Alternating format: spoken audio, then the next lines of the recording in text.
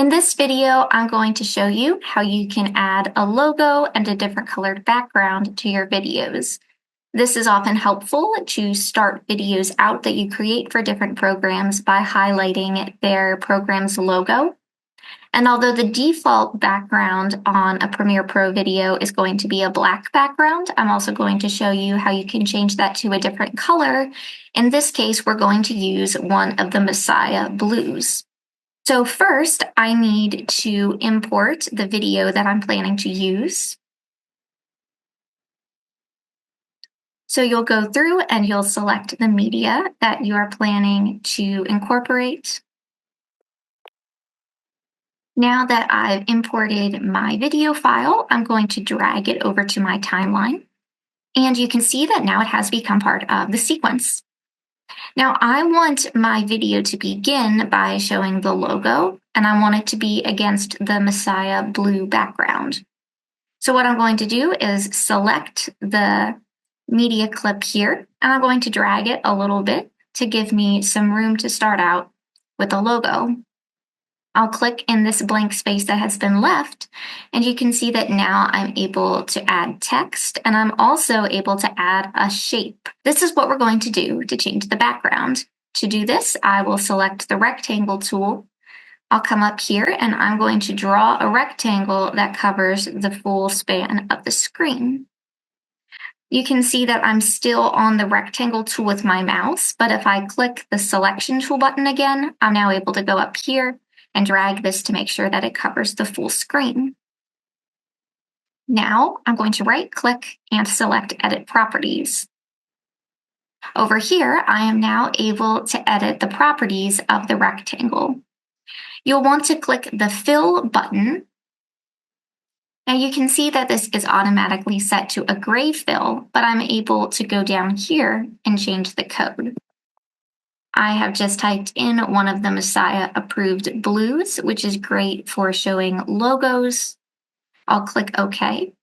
And you can see now that it looks like my screen has just become blue, and it's all because we put that rectangle shape over top of the screen. Now I need to include my logo. So I'm going to right click again over here where I can import files. And now I'm going to select my logo. This is for the Grad Music program, and I want a white logo against the blue background.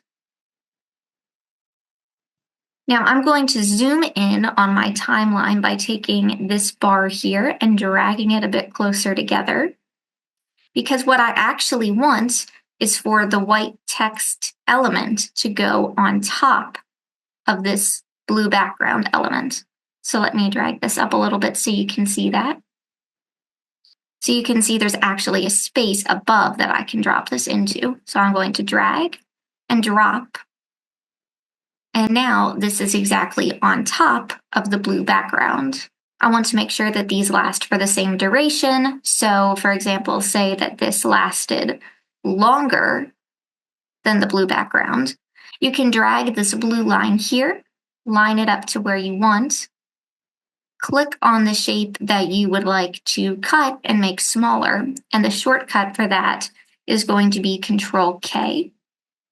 Now I've divided that into two pieces. I can delete the extra piece, and those are now the same duration. So again, you just want to check and make sure that both pieces of this, the blue background and the logo, last for the same amount. Now to get rid of that space between here and the video, I'll click on the bottom portion of this, or the video 1 section, and I will just press the backspace button. And that now gets rid of the space. So if we play this, the logo will last for several seconds, and it will then transition into my video.